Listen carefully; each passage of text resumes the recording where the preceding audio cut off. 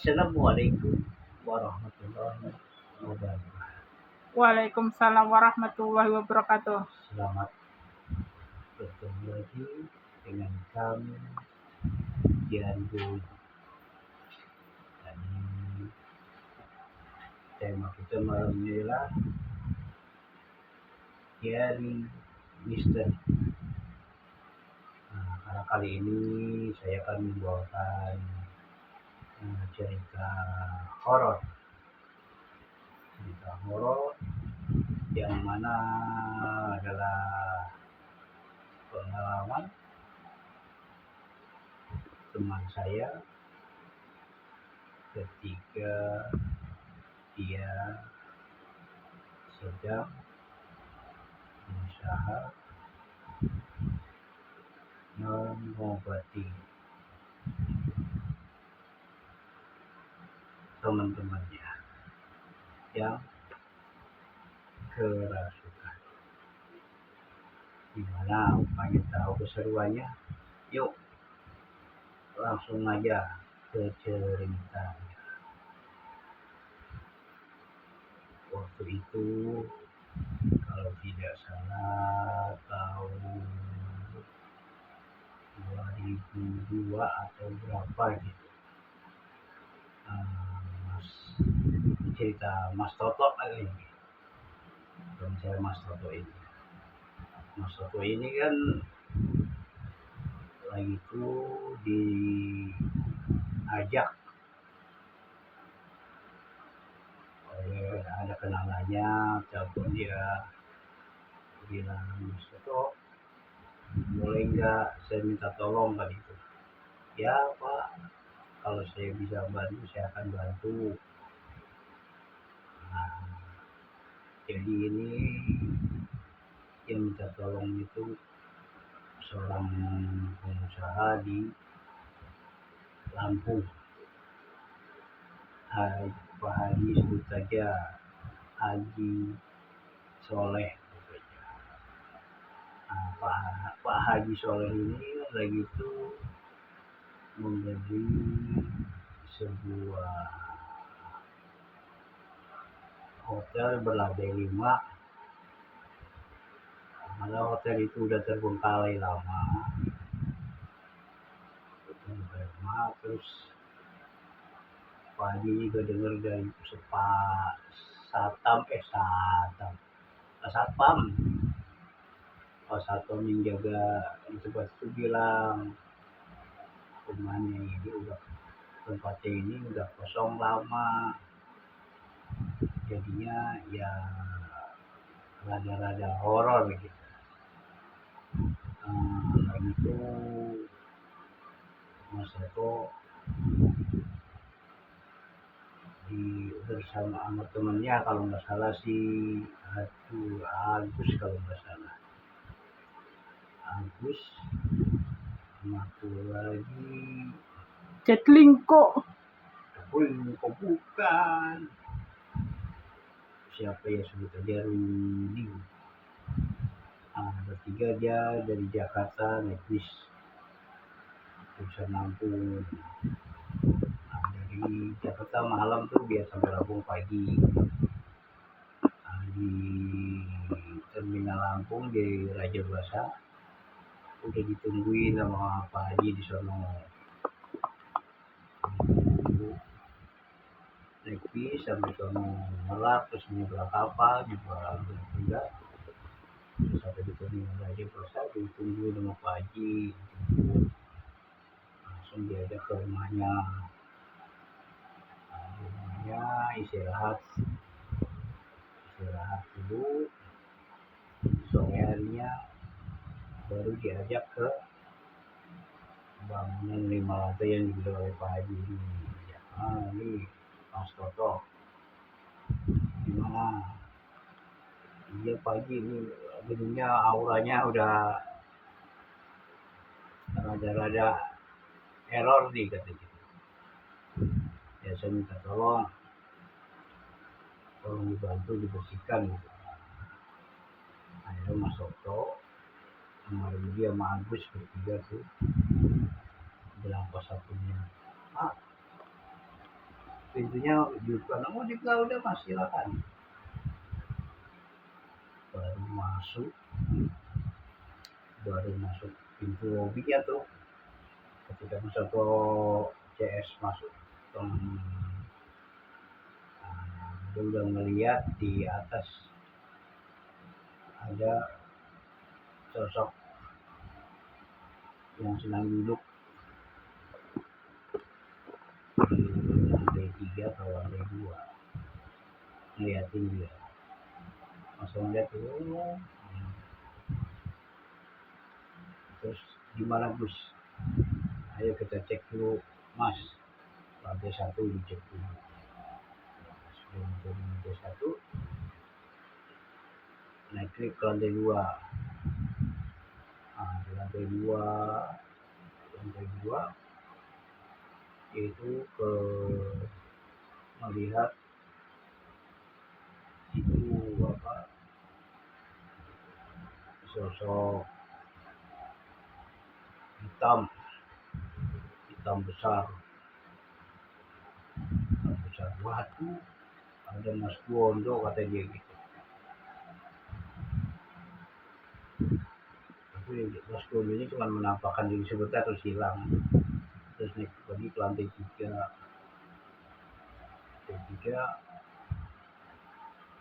Lain lagi penampakannya, banyak itu anak-anak kecil.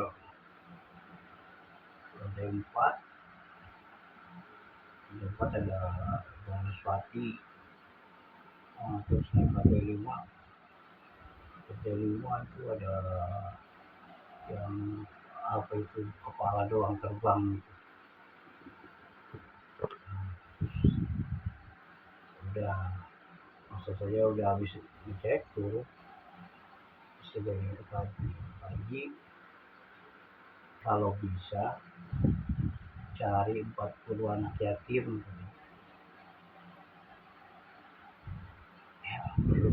Iya itu harus ada. Pak Haji nyuruh anak buahnya cari anak yatim 40 orang yang pintar ngaji kata. Nah, ya dikumpulin anak yatim tiap hari itu ngaji Yasin. Pertama di lantai bawah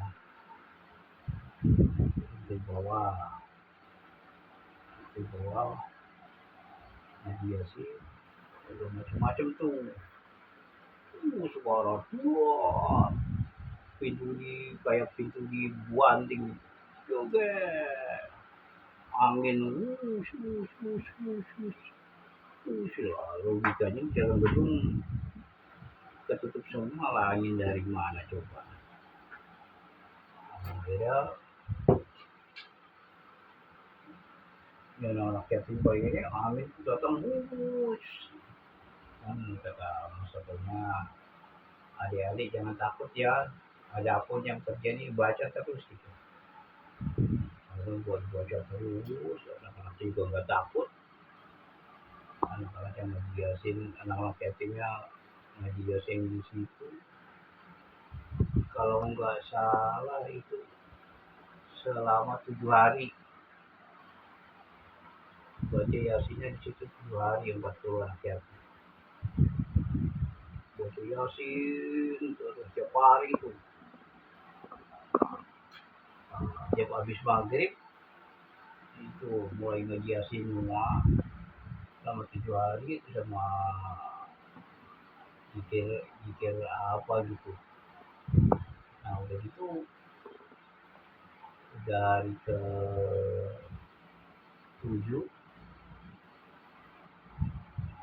terus masuk lihat itu yang udah, udah dia mulai sama bertiga itu juga suruh udah ayo,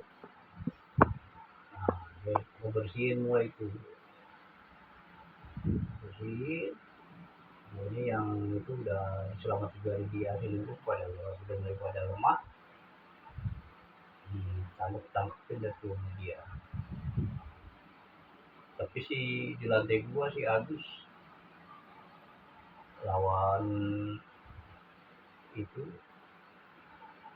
Agusnya kurang kuat tuh hampir nyerah, tapi ya Mas Sotonya itu akhirnya yang di lantai 2 udah bisa ditaruhkan. Nah, lantai 3 juga juga penghuninya bisa ditaruhkan, terus naik ke atas pas yang lantai 4 sampai yang ada kepala doang gitu. Lagi naik lift, begitu lift ke muka, dan di depan lift si Agus sama sendiri udah teriak, wah, hampir pingsan tuh berdua tuh. Tapi Mas Soto udah takut, jadi bacain apa gitu nah dia bacain apa terus kabur tuh. Kata Mas Soto, pergi kamu, jangan balik lagi ke sini ya, udah mabuk. Bang Sofi juga kabur. Akhirnya bisa bersih lah, tempatin dah tuh pagi buat usaha. Saya jadiin hotel apa, jadiin hotel lagi, cuman kalau auranya udah bersih udah dibilangin lagi dipesenin pagi hotelnya dijaga, jangan sampai ada yang melakukan hal-hal yang istilahnya berbuat dosa di hotel ini. Soalnya kalau itu melakukan, ada yang melakukan dosa di situ, itu makhluk-makhluk itu datang lagi. Kan ini udah dibersihin, jadi tolong peraturannya dia diketat. Kan nggak bisa sembarangan. Dari situ aja paginya senang tuh. Lah Mas Soto pagi juga saya bilang itu di daerah Jawa katanya. Saya juga beli rumah katanya, di Jawa Tengah katanya. Itu juga katanya udah puluhan tahun kosong. Kalau bisa kalian beresin juga lah katanya.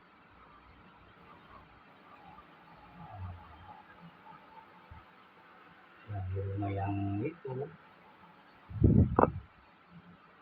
terus akhirnya dari situ langsung pergi ke Jawa Tengah tuh.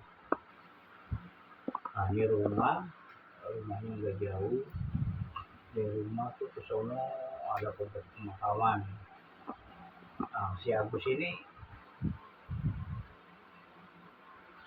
kata Mas Toto,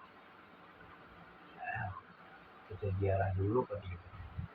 Kita ziarah di pemakaman situ. Nah, si Agus ini tidur di bangku di bawah pohon gede. Itu siang-siang gitu loh. Si Agusnya ngantuk sambil ngerokok, ngerokok pus pus pus. Nah, rokok aja dia megang rokok kan tidur. Di rokok masih nyala. Nah, dia tidur. Dari jauh masuk ke lihat si Agus ngerokok tidur. Itu rokoknya ngebulnya sampai gede, kan aneh. Wah, dilihat sama masuk batunya itu ada sosok kedua ikut ngerokok. Rokoknya si Agus sudah cus. Agusnya mau tidur nggak tahu. Nah, akhirnya Agusnya dibangunin tuh, lempar pakai buah jambu, berontak, waduh, waktu itu. Wah lu orang ini kena tidur ditibuk tuh. Lu ngerokok aja kayak kereta api, lu nggak lihat sebelah lu tuh, waktu gitu. si Agusnya terus masih ngantuk-ngantuk nengok ke kanan, langsung teriak wah, kabur Agusnya kabur. Udah, terus dari situ baru ke rumahnya yang Pajian itu. Terus dari situ di rumahnya Paji yang Jawa Tengah ini dia lihat tuh kok kayak ada ibu-ibu tapi pakai baju Jawa zaman dulu itu, kayak baju ala keraton gitu, jalan masuk ke dalam nah hilang. Terus udah lama masuk ke jalan lagi, masuk ke dalam ada melihat ya itu kakek-kakek tapi juga pakai baju Jawa zaman dulu, bawa tongkat ke arah belakang katanya, di belakang hilang.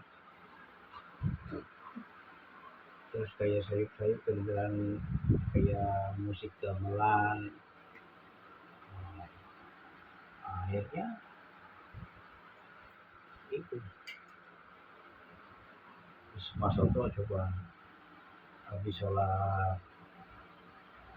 lohor, dia meditasi dah di situ. Dia meditasi, coba masuk ke alam astral di rumah itu. Nah, dia ketemu sama yang temen ibu-ibu yang pakai baju Jawa zaman dulu itu. Nah, ibunya tuh ngomong ke dia, "Ger, kowe arep ngopo ning kene?" Nah, si Toto ini kan meskipun orang Jawa tapi dia nggak bisa ngomong Jawa, tapi dia ngerti orang Jawa. "Maaf, Ibu, kalau kehadiran saya di sini mengganggu. Jadi ini saya diberi tugas sama yang membeli rumah ini, katanya suruh bersihkan rumah ini. Ini ibu siapa?" Terus dia bilang, ibu itu bilang, "Ini loh, gitu. Ya, saya ini udah tinggal di sini ratusan tahun katanya. Ini rumah saya. Jadi saya jangan disuruh pergi kan." Oh, ya asal ibu nggak ganggu penghuni rumah ya. Saya juga ngerti kok. Dan kita sama-sama makhluk Allah, harus saling menjaga. Kami tidak mengganggu kehidupan kamu, kamu juga tidak mengganggu kehidupan kami, saling berbuat menghormati. Terus tadi saya juga minta kakek-kakek itu siapa itu? Oh, itu kakek saya katanya. Karena beliau ada di belakang katanya. Nah, maksudnya jalan tuh ke belakang. Belakang ada balai-balai. Itu dalam astral rumah itu. Nah, si mbah-mbah itu lagi duduk sambil merokok. Terus kan gitu. Nah, terus maksudnya salam dia. "Assalamualaikum, Mbah." Mbahnya nengok, syautin, "Waalaikumsalam." "Mbah, ini sopo kali?" wah aku mbah, aku kakeknya itu ya tadi kamu temuin di depan. Oh iya, mbah namanya siapa? Jajak Badakmo. Saya dulu juga tinggal di sini udah lama kata itu, tapi saya nggak jahat kok, saya juga ganggu. Oh iya enggak, jadi kalau itu ya nggak apa-apa, nanti saya itu sampaikan ke Pak Haji. Oh, di sini ada Mbah sama itu sama cucunya, biar jangan diganggu, jangan diusik-usik. Penting gua juga udah nggak ganggu penghuni rumah ini nanti. Iya, nah harusnya terus mbaknya tapi oh no ya, ada yang suka jahil. Gimana mbak? Itu penghuni pohon sebelah itu kau usir aja, soalnya itu usir berapa kali dulu penghuni rumah ini celakain sama dia. Emang siapa dia? Biar lihat sendiri lah. Akhirnya Toto lihat kesana, waduh sosoknya serem, serem lah ibaratnya, matanya melotot merah, tanduknya gede, talinya wah. Nah masih kelihatan kesana, coba samperin, dianya baru disamperin udah langsung woi manusia gitu, mau apa kamu kemari, ngapain kamu kemari, kamu cari mati aja katanya. Terus masuk ke jawab, wahai setan kata orang, kamu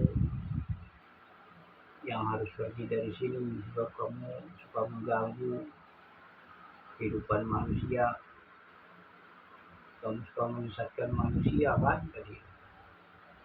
Oh iya emang itu tugas saya kan. Oh nggak bisa kan, kamu harus pergi. Oh kamu berani lawan saya, wah ya marah tuh. Nah, setannya yang bertanya ketika menyerang Mas Toto. Nah, Mas Totonya cuman diem aja gini, itu setan yang mau nyerang, dia cuma nyebut kata Allah gitu aja, katanya udah langsung brutal dulu. Kata setan, waduh pantas katanya kamu punya ini juga ya kan, saya emang gak punya apa-apa, gak bisa apa-apa katanya, atas kuasa Gusti Allah katanya gitu, kamu harus pergi, gak bisa begini. Akhirnya itu tuh, karena setan bandel gak mau pindah, berantem lagi mau lawan Mas Loto. Wah ini mah benar-benar harus dibikin ampun katanya. Akhirnya Mas Loto pakai apa gitu, nggak tahu ilmu apa itu, setan itu dipecut pakai cemeti sama Rosuli. Nah itu udah hancur apa kebelah itu, ampun-ampunan, ampun, ampun manusia, aku akan pergi dari sini kata gitu. Ya udah kamu pergi, jangan sekali-sekali balik lagi kemari. Bawa semua anak buahmu. Udah akhirnya itu pergi. Nah, itu udah pergi dalam proses itu balik lagi sadar dari sepertinya itu. Oh, terus ditungguin sama si Agus sama si Rudy. Iya mas, piye? Wes aman. Bener nih. Ya, ada di sini katanya ibu-ibu sama kakek-kakek, tapi itu nggak ganggu, nggak apa-apa itu mah katanya gitu. Nah ya begitu masuk kan di situ 3 hari tuh karena jagain takut yang setan itu balik lagi. Akhirnya tungguin 3 hari aman gak ada apa-apa. Paginya datang ke situ. Gimana mas? Aman kata Mas Oto, udah aman pagi, nggak ada masalah. Cuman emang di rumah ini ada penunggunya kakek-kakek sama ibu-ibu. Tadi barusan beliau itu mau bilang tolong sampaikan pada yang punya rumah, tolong rumah ini dipakai, jangan pernah lupa dari ibadah, jalankan sholat 5 waktu, pakai ngaji, baca sholawat. Nah, jadi rumahnya adem. Kalau rumahnya penghuninya sering ngaji, sering baca sholawat, saya juga di sini adem kata dia gitu.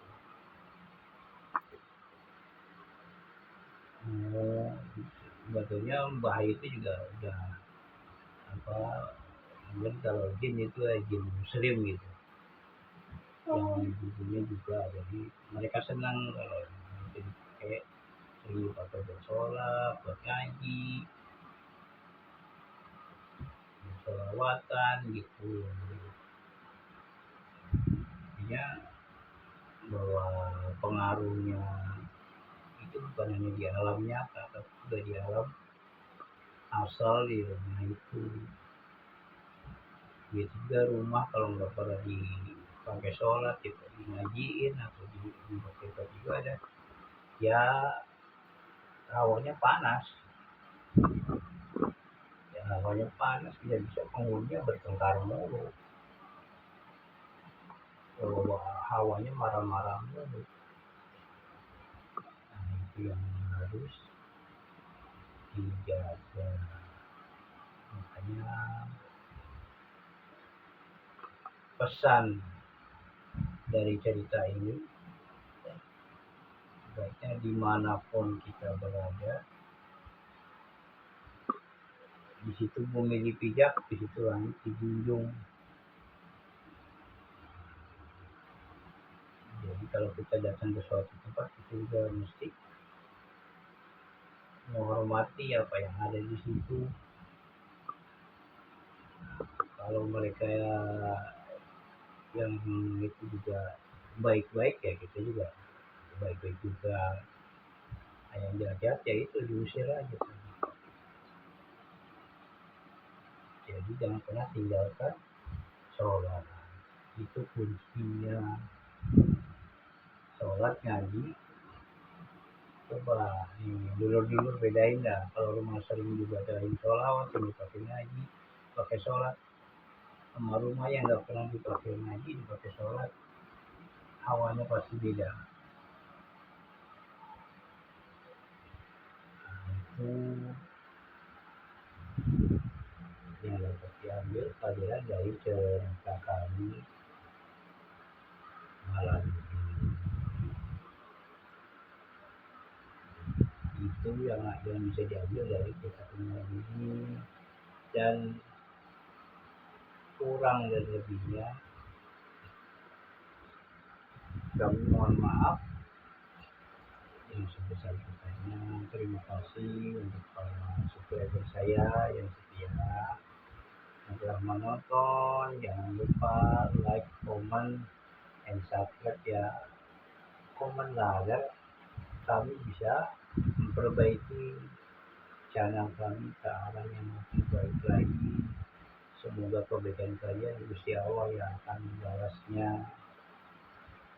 Gusti Allah yang memberikan rahmat serta hidayahnya untuk dulur-dulur semua. Semoga Allah selalu memberikan rezeki yang banyak untuk dulur-dulur semua dan untuk kita semua. Wabillahi taufiq wal hidayah. Wassalamualaikum warahmatullahi wabarakatuh. Waalaikumsalam warahmatullahi wabarakatuh.